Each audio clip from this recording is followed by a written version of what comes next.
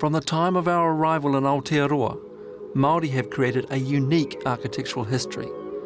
Our structures not only house people, but also our dreams, our fundamental needs, and our histories. So what can we tell about ourselves from these buildings? What do they say to us? It's a question I've asked myself constantly. I'm Ro Hoskins, and as a director of an architectural practice, understanding the stories held within the walls of our buildings has been a lifelong obsession. In this series, we're going to take you on a journey to explore not just our architectural structures, but also the social and cultural histories from which our buildings arise. We'll ask, what is Māori architecture? And celebrate some of our most stunning buildings.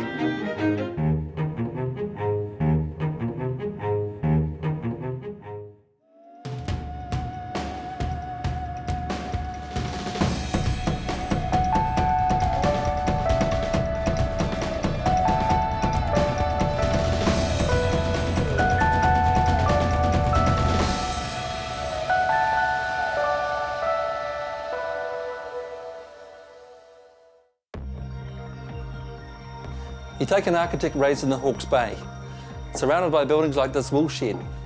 Practical, functional, structurally honest. You can look at an old wool shed and just see an old wool shed. Or you can look harder and see much more.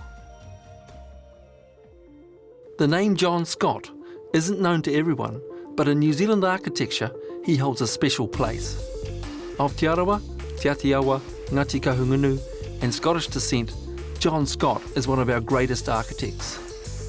Born and raised in Hawke's Bay, this landscape and these buildings have deeply informed his architectural approach.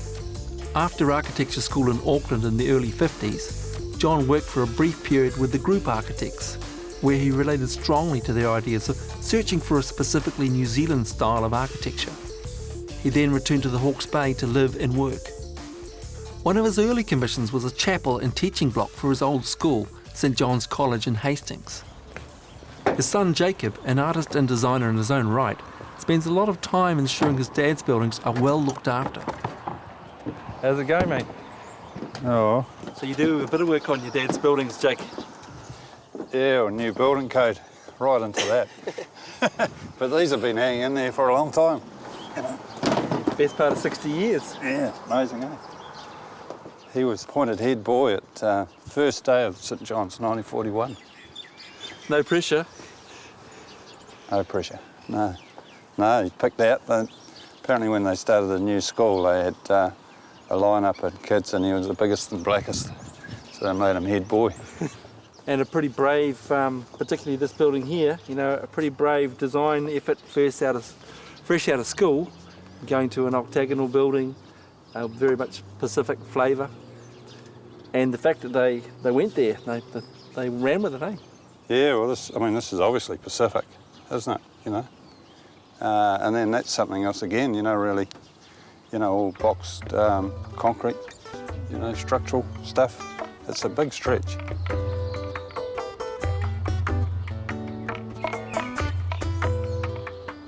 Must be a privilege to sort of revisit some of these projects and get a deeper understanding of what makes them tick. Yeah, we learn a lot.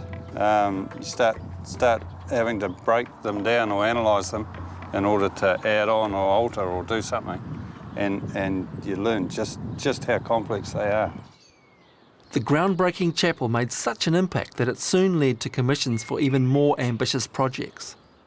One of Scott's most celebrated buildings, Futuna Chapel, was next, and at the same time, he started work on a new Catholic church closer to home, Our Lady of Lourdes in Havelock North.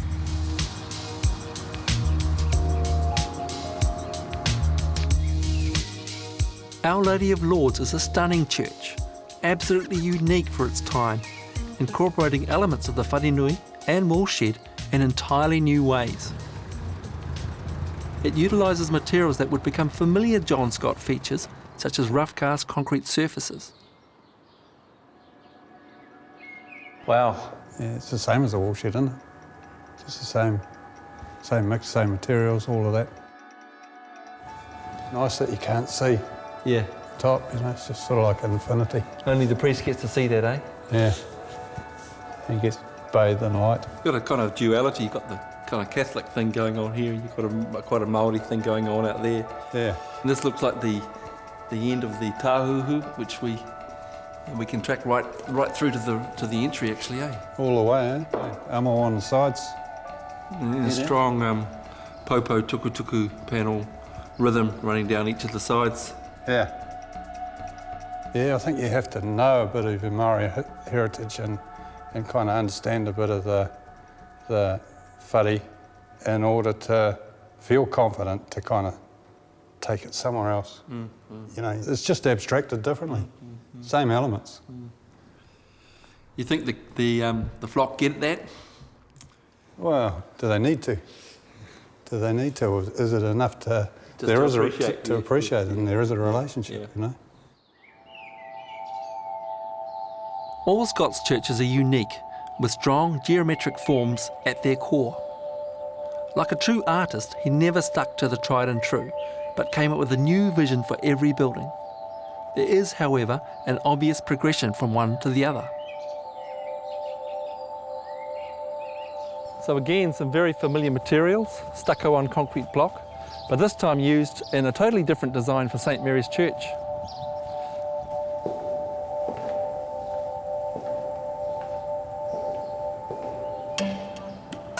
Rather than straight geometric lines, St Mary's Church has strong, dramatic curves, and the use of light takes the church to another dimension.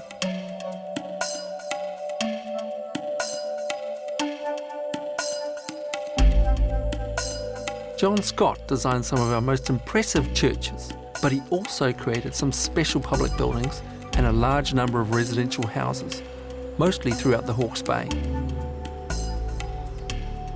In 1968, he designed this house and studio for potters Estelle and Bruce Martin. The house is now registered with the Historic Places Trust and will be around for generations to enjoy. Absolutely stunning location. It's my favourite. Out of a couple of hundred jobs. That's saying something. It'd be Bruce up on the pai. Resident kaumātua. At his whare, with the middle missing. Yeah. How are you, Bruce? Well, thank you. Lovely to meet you. Good to meet you too. So Bruce, 40 years in here? Yes, the end of 1970 we moved in, and been here ever since. Biggest double hung window I've ever seen. Isn't that wonderful? Lovely. Push the bottom one up and you can step straight out onto the deck. Nearly all the grandchildren tripped over and fell out of it, of course. But yeah, lovely. And the real appreciation for your need to display your pottery. Yeah, that's almost float. And he seemed to understand our connection to through our pottery. And it worked very, very well. When we first went to see him, we said 3 things we didn't want. One was Venetian blinds, the other was wallpaper, and we didn't think carpet was suitable because of the gritty nature of the soil. And of course John was only too happy with those ideas. You're right up his alley. Yeah. And John would visit us quite frequently, usually about every 10 days, and he'd come up with a little sketch and say, what do you think of this idea? And he'd give us a week or so to think about it. We'd go back and say, yes, that's brilliant, we love that idea. Oh no, scrap that, I've got a better idea. And he gradually educated us into having more than just a square box. And we ended up with a beautiful home.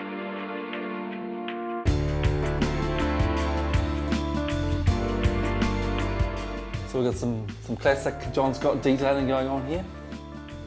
Yeah, like that beam doesn't connect with the wall. You know, it's held up by this post.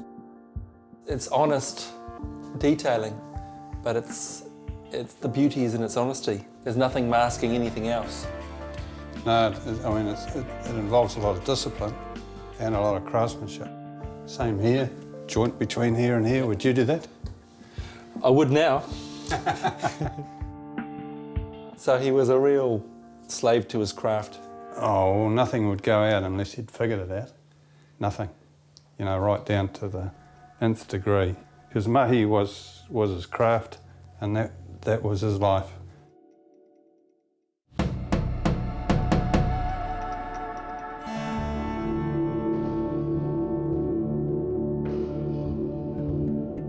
Tucked away in the suburb of Karori in Wellington is one of New Zealand's most architecturally stunning buildings, John Scott's Futuna Chapel. Futuna was one of the first buildings to express a unique New Zealand identity, bringing together a fusion of both Māori and European traditions.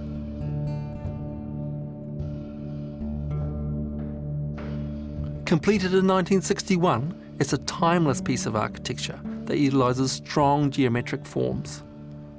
But what's really extraordinary is the way the chapel captures light. The result is a highlight of the over 200 buildings designed by the late Scott, and has inspired generations of architects.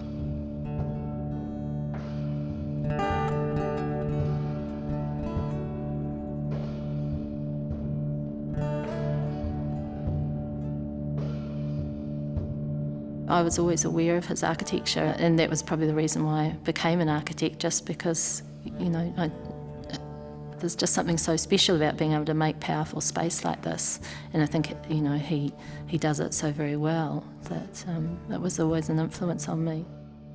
For me, what is really fascinating is the way that it has this very strong Polynesian lineage, and I see that in this very strong, massive base to the building, and then the very lightweight folded roof, which is very sort of airy and lets in this coloured light. While it's a very contemporary form, you know, it actually has this strong history and connection to our oceanic region. Scott was the first Māori to practice architecture in New Zealand, and he achieved a bicultural fusion in his designs that had never been seen before. With its large potoko manawa, sharp sloping eaves and almost humble entrance, Futuna has strong influences from the wharenui. This is evident in some of John's early drawings for Futuna, where we see sketches of wharenui next to drawings of the chapel.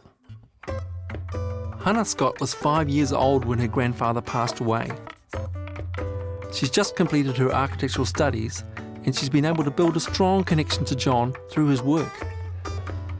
Wow, the Chapel of Light. Yeah, that's what makes this building so special, I think, is that the presence of the surroundings. Magical, yeah. So these are the original plans, 59. Not a computer in sight. No, all hand-drawn. That's why it would have taken so long to do many of his projects. Everything is celebrated. Yeah, everything is exposed and honest. And the materials that he chose to work with, what we see is, again, we see the exposed timber, cedar, Oregon, rough cast, humble materials, but used in really interesting ways. So you start to get an appreciation of the mastery of the craft that John had when you look at the detailing that he's moved into here. It's just a whole nother experience of the building, really. I kind of see this building as almost like a body, like the whare, and I think that's what he was trying to achieve as well. When you enter this building, you kind of enter that other realm, that body of the ancestor, and that connection between the ground and the sky, and this building being that in-between space. So what do you think you've learned about your John through this building in particular? Probably that he's a pretty complicated person. The design was so revolutionary, the council couldn't figure it out until a scale model was produced. With the complicated nature of the design, it was surprising the task of building the chapel was given to the Marish brothers, none of whom had worked on a commercial building project before. With just one power tool between them, they set to work constructing what would become one of New Zealand's most celebrated buildings. It carried a certain excitement about being able to do it and convince people that we could do it. And you'd be working along on something which you thought was fairly mundane, and suddenly he'd get an idea and he'd start drawing on bits of wood and anything he could get his hand on, explaining what this could do and that could do and this could be there and that. And you got carried along with his enthusiasms, and after a while you started to see what he was trying to do and anticipate it after a while. He was great fun to work with. The head office in Rome has to, over a certain amount of money had to be approved. So we had to send all the drawings to Rome, and they sent back and said, go ahead and build it. It's good to see New Zealand in the forefront of architecture, which coming from the Romans is quite some praise, even in those days. Once built, it took some time for Futuna to be widely accepted at home. But 7 years after completion, it won a New Zealand Institute of Architects gold medal, and in 1986 it received the Institute's first ever 25-year Enduring Architecture Award. By the year 2000, the Catholic Church no longer had a need for Futuna. With no regard for its future, the site was sold to a developer. The chapel became a storage shed for the surrounding development and quickly deteriorated. Even the mahogany Jesus was stolen from its wooden crucifix. Fortunately, John's family and a group of architects mobilised, and at the final hour were able to purchase Futuna and save the building. What the plan is now is that it becomes an event space which can be used for, chamber music or theatre productions or, all sorts of creative events. I think it's about the internal experience. That seems to be the case in a lot of his buildings, where you have that connection, that spiritual connection. And it's hard to describe, but I kind of feel that connection back to him through his buildings.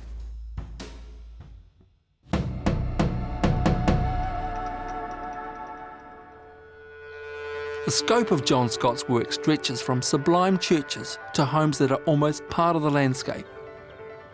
From an intimate family home built for artists in the Hawke's Bay to a beautifully realised house befitting an epic landscape like this one. Ngā Mātea was completed in the later part of John Scott's career, and it's an accomplished and bold design. Like a korowai wrapped around a person, this house perfectly responds to its volcanic landscape. As a new graduate, I was really struck by this house as the type of architecture that was so right for this place, both Ngā Mātea and Aotearoa New Zealand. The type of architecture that I aspired to.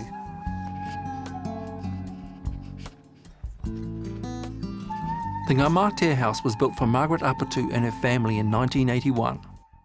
10 years later, it won a New Zealand Institute of Architects National Award, just a year before John Scott's death. Although Renata and Nathan were only kids when the house was being built, it left quite an impression on them.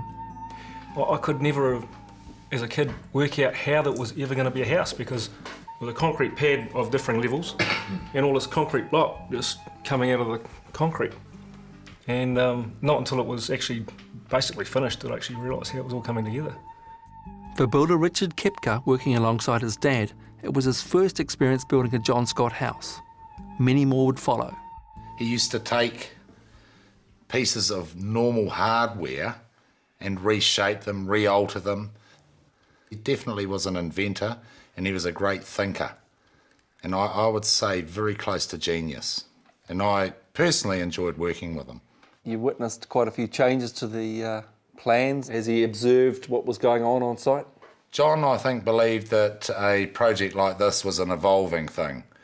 It was an art form, really, to resemble a volcanic eruption, so we're told. But John was definitely a visionary. I remember one occasion when we were digging out the building site and these ferocious winds came, and I mean, they buffeted the place. It was unbelievable. Never been in anything like it in my life. We were sitting in the vehicles were shaking, and just like that, John changed the whole design, the whole location of the house, just in an instant.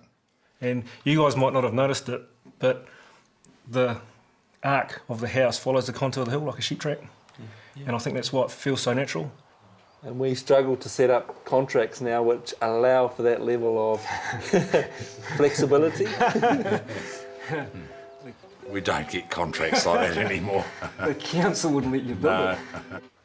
If people came and looked at this house, it's definitely not a scar on the landscape. It lends itself to the landscape rather than annoying the landscape.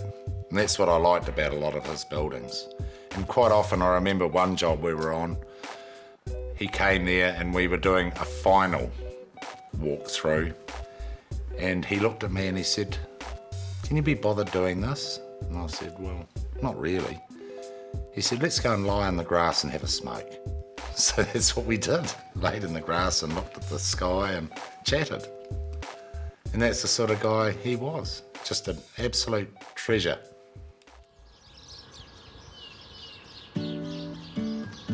The magnificent Ngā home is just part of John Scott's legacy. Like their father, two of his children, Jacob and Emma, chose to stay on the family land in Homoana and build nearby the house their dad had grown up in. Working alongside Dad, bit of a tough taskmaster.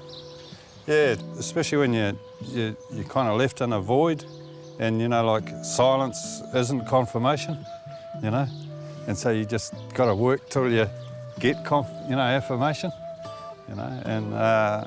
and with him living next door and me doing the building, he would be over early in the morning sometime, and he'd come over here and he'd just go, "That's not square, that's not quite right." And how the hell did he see that? I'd try and patch it up or tutu it up. But he'd just go straight to the point where you knew there were issues. A lot of John's got details, but a fair bit of your own stuff in there too. Yeah, he was adamant that it needed to be our own, and he had that idea for all his clients too, that it needed to be custom specific for them, for their needs. Yeah. We learned a hell of a lot. One of John's later houses was for his daughter Emma and her whānau.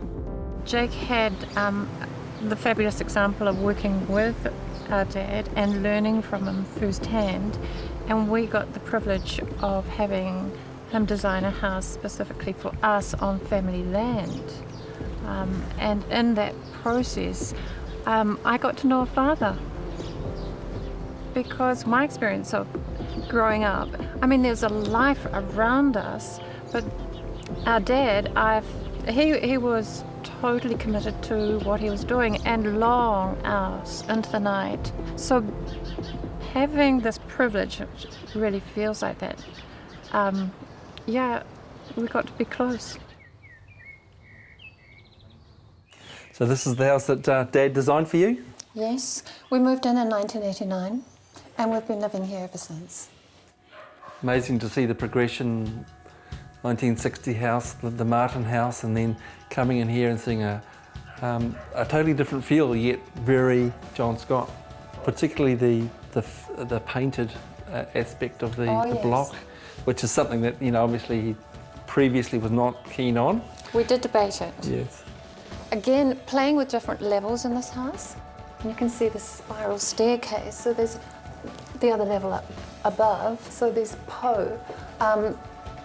Absolutely fantastic. Quite nice to hang off too. I just love this honey glow that comes from the ceiling and the beams. It gives us it's a lower but an intimate sort of feeling.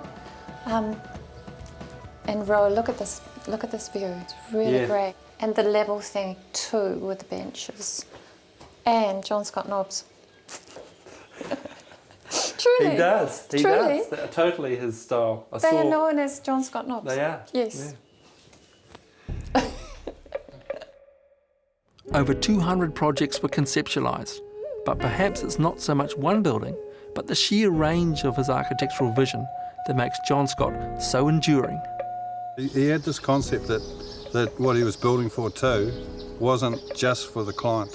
and you're building for generations to come, you know, and your concept of how things are for the moment. You might be the person that's paying for this or commissioning this job, but there are more people that are important you'll be the first occupier.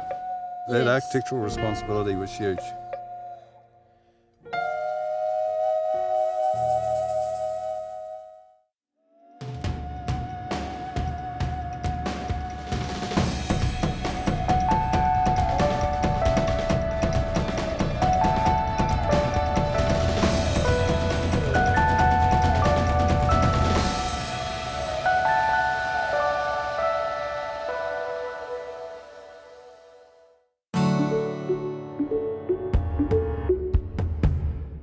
Supporting local content so you can see more of New Zealand on air.